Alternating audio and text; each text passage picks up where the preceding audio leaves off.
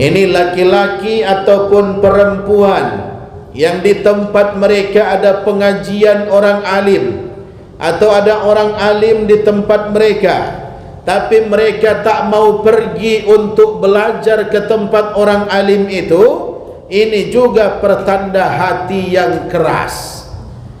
InsyaAllah ini yang hadir semuanya hatinya lembut semua ini, ya, karena pengajian selalu datang, kan itu. Yang tak mau terpanggil untuk datang ke pengajian, ada ustaz yang memberikan pengajian di masjid kita, dia dengar tapi enggak mau datang. Dia selalu mendengarkan tapi cuman sekedar mendengar, tak mau hadir. Ini juga sebagai pertanda bahwa hatinya keras. Ya, mudah-mudahan yang hatinya keras Allah berikan hidayah, Allah berikan petunjuk, sehingga mereka mempunyai hati yang lembut dan kemudian terpanggil untuk hal-hal yang baik. Ketika kita berdoa supaya kita tidak masuk dalam kelompok hati yang keras, silahkan berdoalah untuk diri sendiri, berdoalah untuk kedua orang tua, kemudian jangan lupa doakan kaum mukminin dan mukminat atau tetangga-tetangga kita. Minta kita rezeki. Ya Allah, berikanlah kami rezeki, berikanlah tetangga-tetangga kami juga rezeki. Kita enggak berkurang sedikit pun kehormatannya mendoakan mereka, walaupun mereka enggak tahu dan enggak berterima kasih.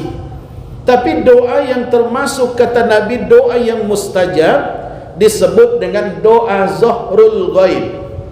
Apa itu doa zahrul ghaib? Doa zahrul ghaib adalah doa yang dilakukan seseorang tanpa diminta. Saya didoakan oleh bapak ibu, ya, umpama Pak Dasuki berdoa untuk saya, ya Allah, ya Tuhanku, semoga Ustaz kami, Ustaz Haryanto selalu diberikan Allah kesehatan. Tapi beliau enggak pernah ngomong dengan saya, maka itu disebut dengan doa zahrul ghaib, ya. Doa zahrul ghaib itu doa yang tidak diminta. Kalau kita undang Ustaz Sulaiman ke rumah, ayo Ustaz kita syukuran doa bersama, itu doa terang-terangan, ya. Kalau doa zahrul ghaib, Ustaz Sulaiman mendoakannya tanpa diminta. Inilah doa yang sangat mustajab kata Nabi kita Muhammad sallallahu alaihi wasallam. Makanya dalam Islam kita dianjurkan untuk saling mendoakan, tapi saling mendoakannya pun doa yang baik, bukan doa yang tidak baik.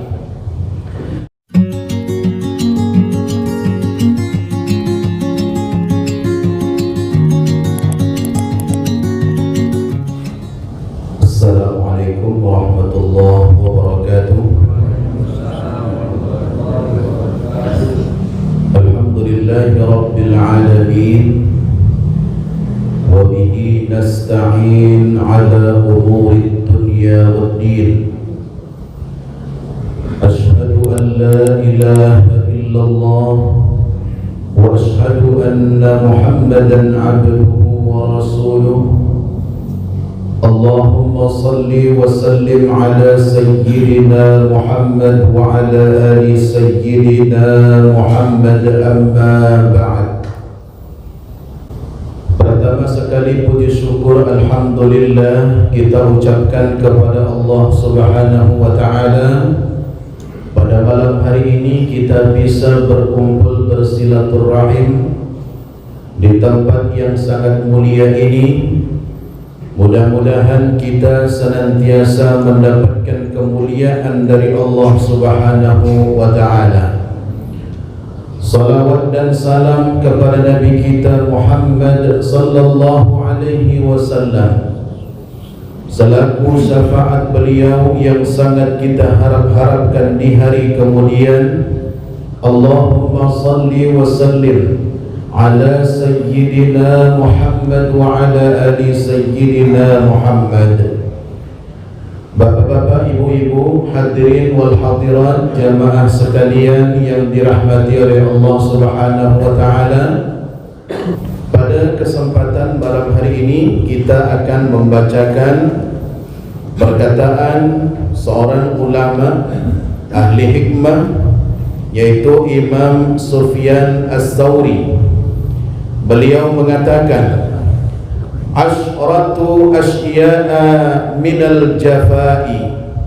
Imam Sufyan Ats-Tsauri menyebutkan ada 10 macam, kata beliau, siapapun yang melakukan 10 macam atau 10 hal ini minal jafa, maka ia termasuk orang yang tak punya etika dan hatinya keras.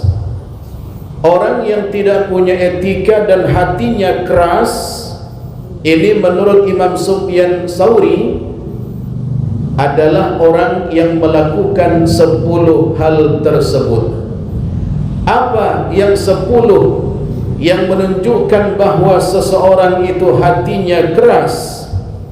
Yang pertama, rajulun aw imra'atun yad'u li nafsihi wa la yad'u li walidayhi wal mu'minin.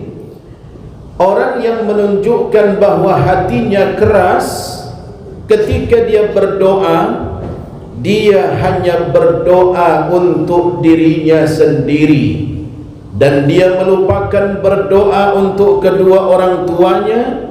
Begitu juga untuk orang-orang yang beriman. Bapak Ibu hadirin sekalian, ternyata dalam berdoa kita tidak diperbolehkan mendoa untuk diri kita sendiri, Pak. Egois namanya jika seorang yang beriman dia hanya mementingkan dirinya sendiri, berdoa hanya untuk dirinya sendiri. Ini tidak boleh. Ketika berdoa meminta kepada Allah, apapun yang kita minta, maka mintalah dengan tujuan juga untuk orang-orang yang beriman. Maka ketika khatib berkhutbah, itu mengajarkan kepada kita bahawa doa itu enggak cukup untuk kita sendiri, Pak. Khatib mengatakan Allahumma ighfir lil mu'minina wal mu'minat, ya kan? Ada doa untuk kaum muslimin dan muslimat, kaum mukminin dan mukminat. Jadi bukan hanya doa untuk kita sendiri. Maka saat kita berdoa kepada Allah, ya Allah, ampunilah dosa-dosa hamba-Mu ini, ya Allah, dosa-dosa kedua orang tua hamba, dosa-dosa kaum mukminin dan mukminat, ya Allah. Kita enggak merugi, Pak, mendoakan orang. Terkadang orang merasa, rugilah, ngapain doain orang, mereka saja belum tentu doain kita. Tapi ternyata orang yang tidak mau mendoakan orang lain, terutama kedua orang tuanya, ini sebagai petunjuk dan pertanda bahwa hatinya sudah keras. Apalagi doa untuk kedua orang tua. Doa untuk kedua orang tua itu, sebagian ulama mengatakan jika seseorang tidak berdoa untuk orang tuanya sebanyak 5 kali sehari semalam, maka dia tidak disebut sebagai anak yang berbakti. Berarti minimal doa kita untuk orang tua itu 5 kali, Pak, sehari semalam. Kalau kurang 5 kali sehari semalam berdoa untuk kedua orang tua, kita dianggap belum menjadi anak yang berbakti. Kapan Ustaz saya mendoakan orang tua saya? Karena saya sehabis solat Assalamualaikum warahmatullah, Assalamualaikum warahmatullah, saya tak doa lagi, langsung saya lari, langsung saya berangkat untuk aktivitas, tidak berdoa lagi. Andaikan gaya solatnya seperti itu, berdoalah di sujud terakhirmu. Ketika sujud terakhir berdoa, minta kepada Allah untuk diri kita, untuk kedua orang tua, begitu juga untuk kaum mukminin dan mukminat. Nah, Bapak Ibu hadirin sekalian yang dirahmati oleh Allah Subhanahu wa taala. Yang pertama, ketika kita berdoa supaya kita tidak masuk dalam kelompok hati yang keras, silahkan berdoalah untuk diri sendiri, berdoalah untuk kedua orang tua, kemudian jangan lupa doakan kaum mukminin dan mukminat atau tetangga-tetangga kita, minta kita rezeki. Ya Allah, berikanlah kami rezeki, berikanlah tetangga-tetangga kami juga rezeki. Kita enggak berkurang sedikit pun kehormatannya mendoakan mereka, walaupun mereka enggak tahu dan enggak berterima kasih. Tapi doa yang termasuk kata Nabi, doa yang mustajab disebut dengan doa zahrul ghaib. Apa itu doa zahrul ghaib? Doa zahrul ghaib adalah doa yang dilakukan seseorang tanpa diminta. Saya didoakan oleh bapak ibu, ya umpama Pak Dasuki berdoa untuk saya, ya Allah ya Tuhanku, semoga Ustaz kami Ustaz Haryanto selalu diberikan Allah kesehatan. Tapi beliau enggak pernah ngomong dengan saya, maka itu disebut dengan doa zahrul ghaib, ya. Doa zahrul ghaib itu doa yang tidak diminta. Kalau kita undang Ustaz Sulaiman ke rumah, ayo Ustaz kita syukuran doa bersama, itu doa terang-terangan, ya. Kalau doa zahrul ghaib, Ustaz Sulaiman mendoakannya tanpa diminta. Inilah doa yang sangat mustajab kata Nabi kita Muhammad sallallahu alaihi wasallam. Makanya dalam Islam kita dianjurkan untuk saling mendoakan, tapi saling mendoakannya pun doa yang baik, bukan doa yang tidak baik. Bapak Ibu hadirin sekalian yang dirahmati oleh Allah Subhanahu wa taala. Kemudian yang kedua, yang termasuk hatinya keras, rajulun yaqra'ul Qur'an wa la yaqra'u fi kulli yaumin mi'ata ayah. Seseorang yang baca Quran, dia mampu baca Quran, bisa dia baca Quran, tapi dia tidak membaca Al-Quran dalam sehari semalam sebanyak 100 ayat. Jadi kalau kita mampu baca Quran, bisa baca Quran minimal 100 ayat bisa kita baca dalam sehari semalam. Saya Ustaz bacaannya terbata-bata, enggak lancar. Kalau kita bersungguh-sungguh walaupun bacaannya tidak lancar, ini Allah istimewakan, Pak. Allah berikan ganjaran 2 kali lipat malah. Ya, karena dia tetap berusaha walaupun bacaannya enggak lancar, walaupun bacaannya pelan-pelan, tapi dia tetap berusaha semaksimal mungkin. Allah berikan ganjaran dan pahala yang lebih. Makanya Bapak Ibu, ya, di setiap hari kita melakukan aktivitas. Kalau kita umpama solatnya berjamaah, ya mungkin ada zikir. Zikir itu ada ayat-ayat Al-Quran juga, ya. Ketika kita baca mulai dari surah Al-Fatihah, kemudian ayat kursinya, kemudian amanar rasulnya sampai syahidallah, itu semuanya sudah ayat-ayat Al-Quran. Ya, tapi untuk lebih, ya, mengecilkan permasalahan, ada ulama yang mengatakan kalau seandainya orangnya itu sholat, maka insya Allah ada ayat yang mungkin terhitung sampai 100 dia lakukan dalam sehari semalam. Solat yang kita lakukan 17 rakaat. 17 rakaat itu kita baca Fatihah. Fatihah sebanyak 7 ayat.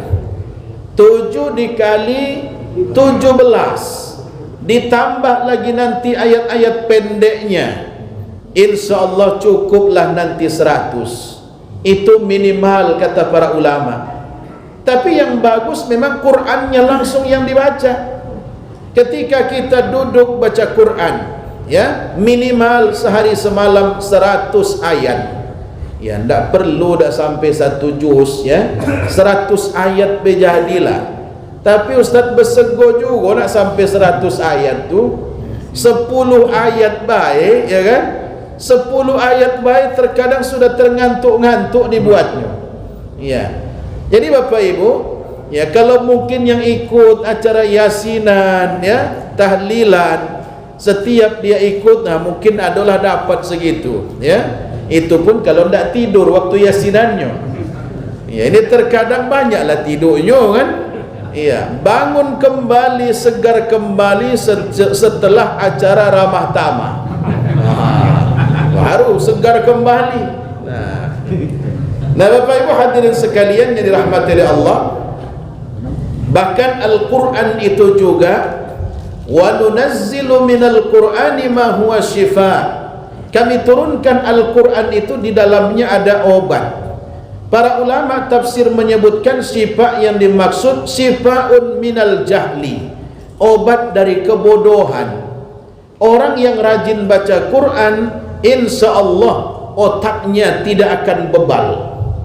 Orang yang rajin baca Quran, insya Allah Allah buka pintu-pintu dari hati dan akalnya supaya mudah menerima yang baik, menerima hal-hal yang baik, pengetahuan. Makanya seorang anak yang sering baca Quran dengan anak yang jarang baca Quran, biasanya daya tangkapnya pasti berbeda, ya. Tapi terkadang bukan cuma kita Pak yang baca Quran. Dalam cerita ataupun kisah, ya, mantan presiden kita almarhum B.J. Habibie juga, ketika beliau sekolah, ada orang Yahudi yang sangat pintar. Ternyata kuncinya, resepnya itu baca Quran. Orang Yahudi itu bahkan hafal 10 juz Al-Quran. Kita yang Islam, dari lahir kita Islam belum tentu 10 juz. Ya, jangankan 10 juz, 1 juz pun, juz 30 belum tentu hafal. Ya, ini. Kemudian yang ketiga, wasalis, yang ketiga, rajulun dakhala al-masjid wa kharaja wa lam yusalli rak'ataini. Seseorang yang masuk ke dalam masjid, dia cuma masuk, kemudian duduk termenung melihat ke depan. Dia tidak solat 2 rakaat tahiyatul masjid. Sengaja dia tidak solat tahiyatul masjid. Datang ke masjid kemudian duduk, atau mungkin cuma lewat saja. Ini termasuk pertanda hatinya keras. Jadi kalau Bapak Ibu masuk ke masjid, ya, sebelum duduk lakukan dulu solat tahiyatul, usalli sunnata tahiyatul masjidi, atau usalli sunnata tahiyatil masjidi rak'ataini lillahi ta'ala. Sengaja aku salat sunnah tahiyatul. Apa itu tahiyat? Tahiyat itu artinya menghormati, memuliakan, mengagungkan. Berarti tahiyatul masjid maksudnya memuliakan memuliakan masjid. Memuliakan masjid ketika kita masuk dengan cara salat 2. Saya Ustaz dari rumah berangkat itu sudah berniat mau tahiyatul masjid. Tiba-tiba sampai di masjid ada kawan yang ngajak ngobrol. Akhirnya kami duduk terlupa solat sunnah tahiyatul masjid. Apakah masih boleh lagi dilakukan? Jawabannya tidak boleh lagi, karena sudah terlanjur Bagaimana saya supaya tidak termasuk yang golongan ini, supaya saya tetap dianggap melakukan tahiyatul masjid? Apa yang mesti saya lakukan? Lakukanlah bacaan tasbih al-baqiyatus salihat. Apa itu tasbih al-baqiyatus salihat? Subhanallah walhamdulillah wa la ilaha illallah Allahu Akbar. Kalau mau disambung sampai akhir, wala haula wala quwata illa billahil aliyil azim, boleh. Berapa kali dibaca? Dibaca sebanyak 4 kali.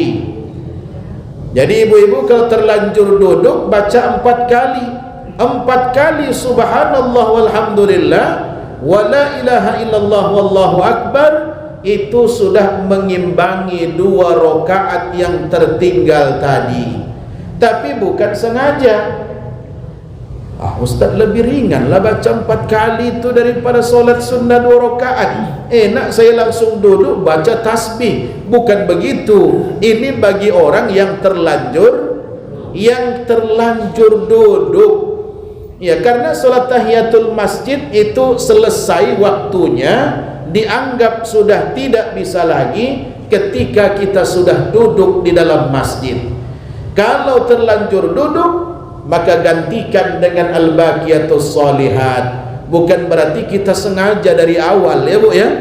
Kalau disengaja itu tidak mencukupi. Nah, jadi mudah-mudahan setiap kita masuk ke masjid, sebelum kita duduk, lakukanlah solat sunnah tahiyatul masjid sebagai penghormatan kepada tempat yang sangat mulia. Tahiyat kita antara manusia dengan manusia adalah dengan cara mengucapkan salam. Assalamualaikum itu tahiyat juga. Tahiyat artinya penghormatan. Ya, ketika bertemu assalamualaikum, masuk ke rumah orang pun assalamualaikum, itu sebagai tahiyat. Nah, Bapak Ibu hadirin sekalian, yang nomor 4, rajulun yamurru 'alal maqabir wa lam yusallim 'alaihim wa lam yad'u lahum. Seseorang yang melewati kuburan, kemudian dia tidak mengucapkan salam dan tidak mendoakan ahli kubur. Ya, lewat kita di depan kuburan, walaupun kita di tepi jalan raya Pak, melewatin kuburan, kita nampak kuburan, minimal assalamualaikum ya ahlal kubur. Jadi kalau kita lewat baik sambil kita pandang-pandang, ada yang masih hidup ya kan. Nah, jadi ucapkan salam, apalagi kita datang ke kuburan untuk berziarah. Ya, apalagi kita datang ke kuburan itu untuk berziarah.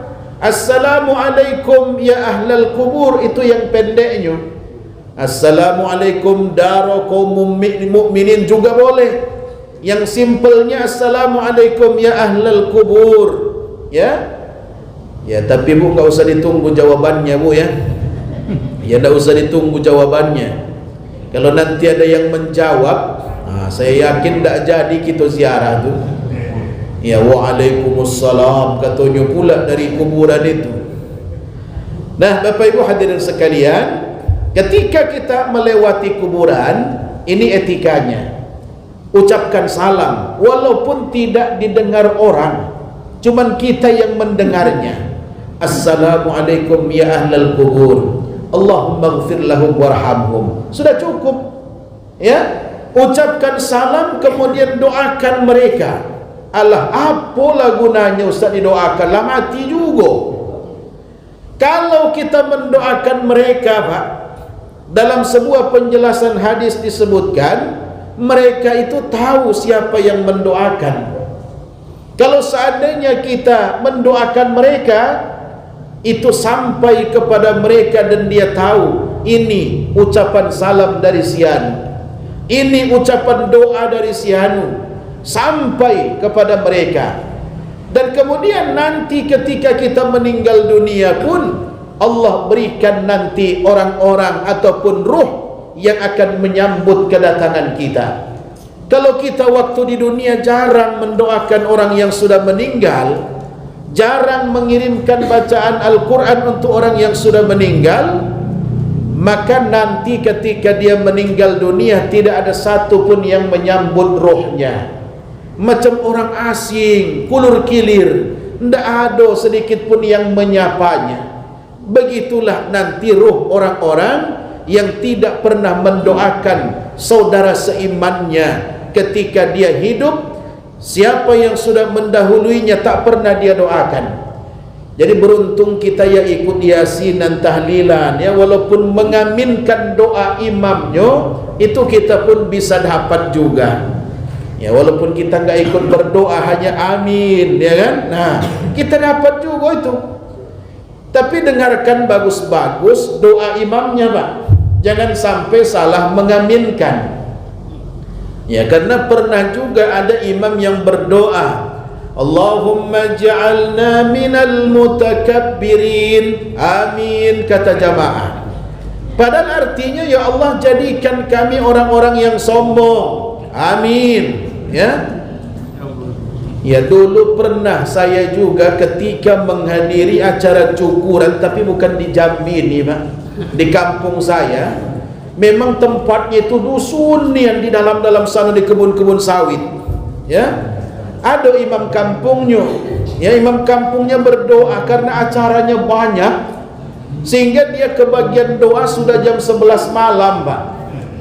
Orang lah ngantuk juga kan. Tapi saya yang sebagai orang yang pendatang masih bisa mendengarkan doanya. Doanya dia campur, ada pakai bahasa Indonesia, ada pakai bahasa Arab, dan terdengarlah dalam telinga saya, ya Allah turunkanlah azab kepada anak ini ya Allah, amin, kata jamaah.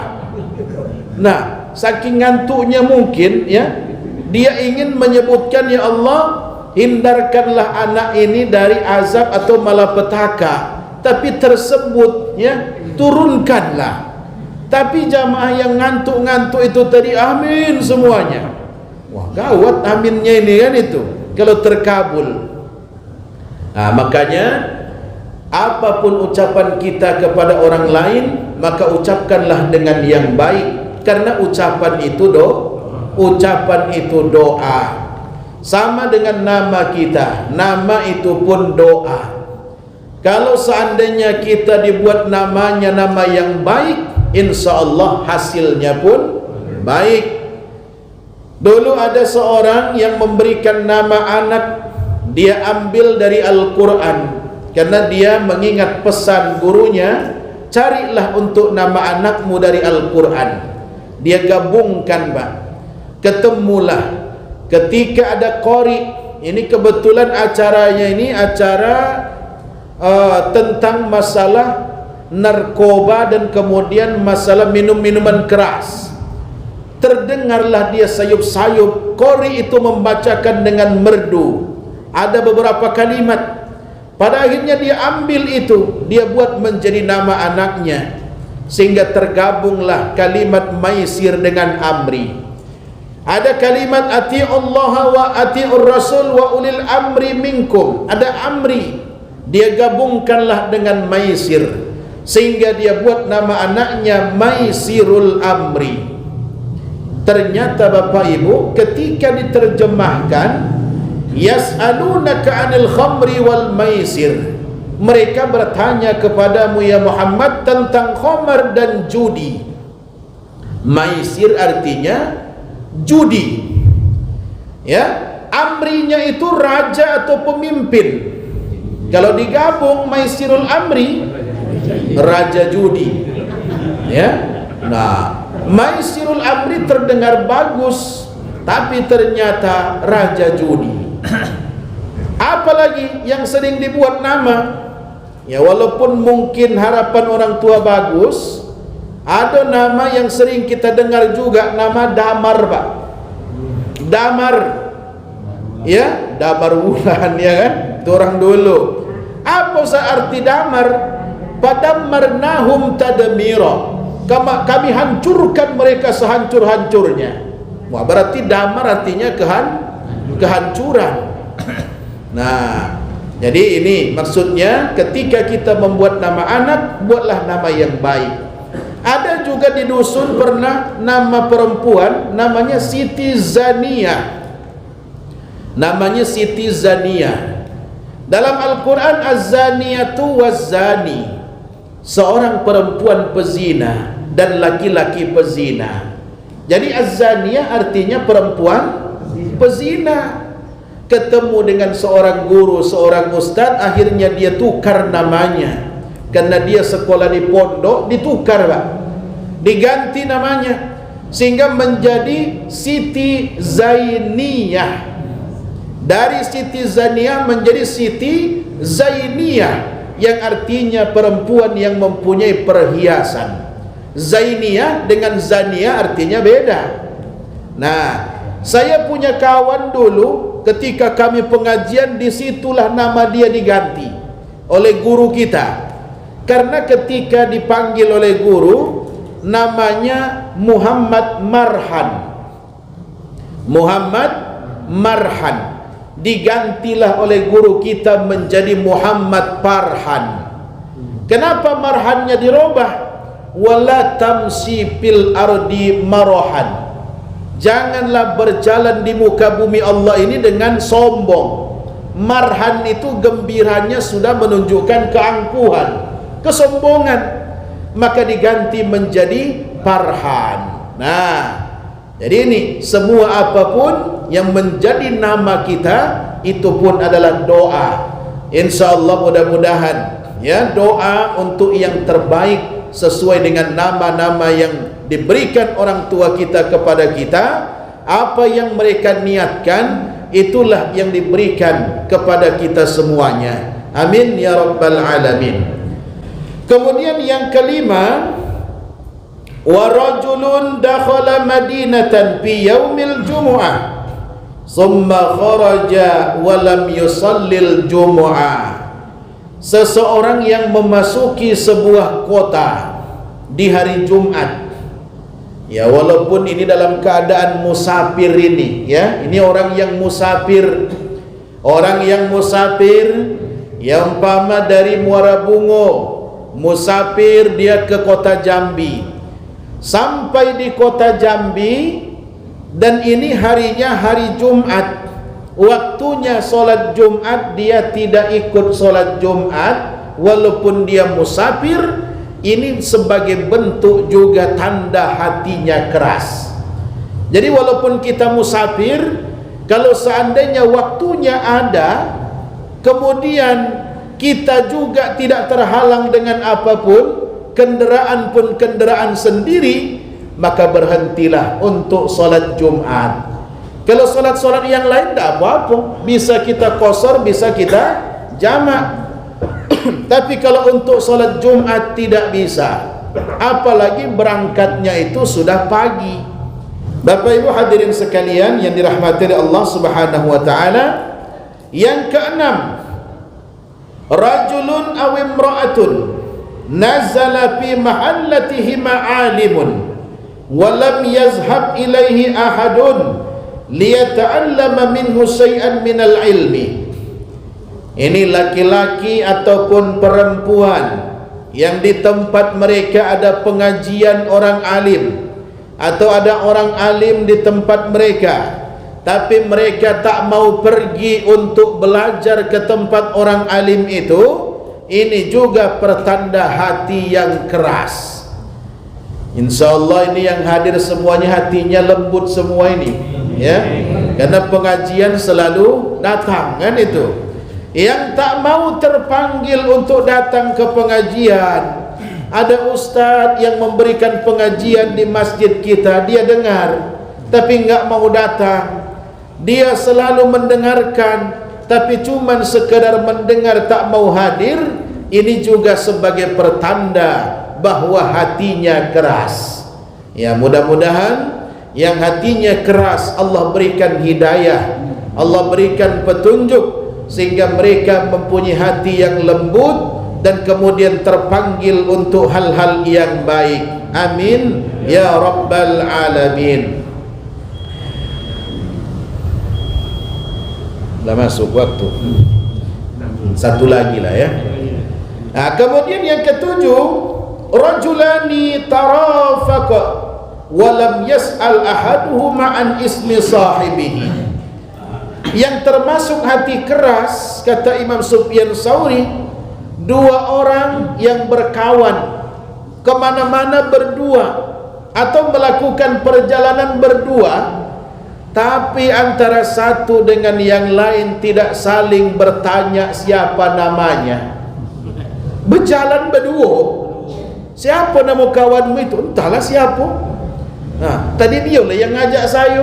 Selama perjalanan yang jauh, satu orang itu tak mau bertanya siapa nama kawannya.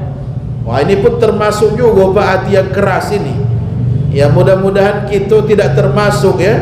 Kalau kita berjalan dengan satu orang teman kemanapun, kita enggak tahu siapa namanya, silahkan tanya. Ya, ojo mohon maaf, siapa nama kau yo? Kita tanya siapa namanya. Sehingga nanti seluruh perjalanan itu pun kita kenal dengan siapa kita berjalan. Ya, mungkin ada juga terjadi itu Pak ya. Lah jauh perjalanan tapi dia enggak tahu siapa nama kawannya tadi. Lah turun dari mobil tu, siapa nama kawannya? Aduh, saya enggak nanya tadi. Nah, silakan bertanya. Itu bukti bahwa kita itu orang yang ramah dan kemudian orang yang memang ingin menjadikannya sebagai teman, walaupun mungkin bertemunya hanya sekali itulah. Bapak Ibu hadirin sekalian, mungkin inilah yang bisa saya sampaikan.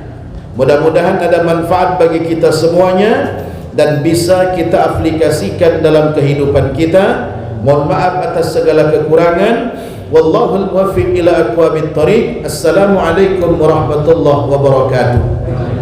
A'udzu billahi minasy syaithanir rajim. Bismillahirrahmanirrahim. Alhamdulillahi rabbil alamin. Wassalatu wassalamu ala asrafil anbiya'i wal mursalin wa ala alihi wa ashabihi ajma'in. Allahumma fakkihna fid din. Allahumma fakkihna fid din. Allahumma fakkihna fid din. وعلمنا التأويل برحمتك يا أرحم الراحمين. ربنا آتنا في الدنيا حسنة وفي الآخرة حسنة وقنا عذاب النار. وصلى الله وسلم عليه والحمد لله رب العالمين. تقبل الله منكم منا ومنكم تقبل يا كريم.